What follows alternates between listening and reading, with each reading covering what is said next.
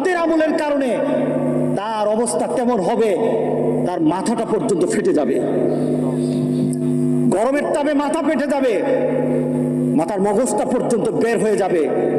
হাসরের ময়দানে রৌদ্রের তাপে আল্লাহ সুবহানাহু ওয়া তাআলার সামনে সবাই দাঁড়ানো, আল্লাহর সামনে সবার কাছে আজকে উপস্থিত হয়ে গেছে সবাই। এবার বিচার আরম্ভ হবে। কোর্টে দাঁড়ানো, বাংলাদেশের কোর্ট না, পৃথিবীর কোর্ট না, আহকামুল হাকিমিন সেখানে বসা। আল্লাহু আকবার। আহকামুল হাকিমিন আল্লাহ সুবহানাহু ওয়া তাআলা তিনি একজন চূড়ান্তভাবে মালিক ইয়াউমিদ্দিন হয়ে বসে আছেন। তিনি বিচার ফায়সালা আরম্ভ করবেন, বিচার আরম্ভ করবেন।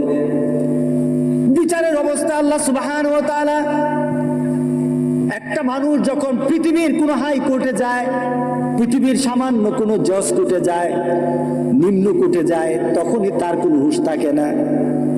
যখন আল্লাহর সামনে সবাই উপস্থিত হয়ে যাবে আর সামনে দেখবে দুজকের আগ গর্জন, বেহেশতের জন্য বেহেশতেরা দেখতে থাকবে বেহেশতের প্রতি, দুজকের গর্জনগুলি তাত্তালিউ আলাল আফইদা, প্রত্যেকটি মানুষের কলিজার মধ্যে গিয়ে তার আঘাত করবে, তার কলিজার মধ্যে গর্জনগুলি আঘাত করবে।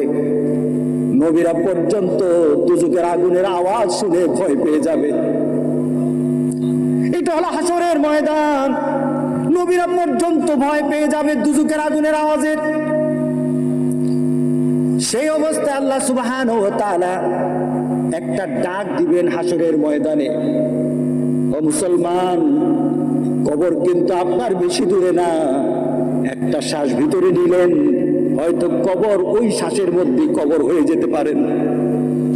আরেকটা শ্বাস ফেলে দেওয়ার পর নতুন কোন শ্বাস হয়তো আপনার ভাগে জুটবে না। আপনার কবরটা কিন্তু অতি নিকটে। কেউ যদি বলে কখন কিয়ামত হবে, ফাকাদ কামাত কিয়ামাতাহু, মান মাতা ফাকাদ কামাত কিয়ামাতাহু, যে মরল তার কিয়ামত হয়ে গেছে, কিয়ামত আরম্ভ হয়ে গেছে। তাকে নতুন কিয়ামত আর হবে না, তার জন্য তার দেহের কিয়ামত হয়ে গেছে। আবার আরেকটা কিয়ামত হবে। 4 ধরনের কিয়ামত আছে। ওই কিয়ামত যখন আরম্ভ হয়ে যাবে, সবাই এখন বিভীষিকাময় অবস্থা সৃষ্টি হয়ে যাবে আল্লাহর দরবারে উপস্থিত। এখন তো বিচার হবে। কিসের বিচার হবে? কিসের বিচার হবে? ফামান ইয়ামাল মিসকালা যাররাতিন খায়রান ইয়ারা ওয়া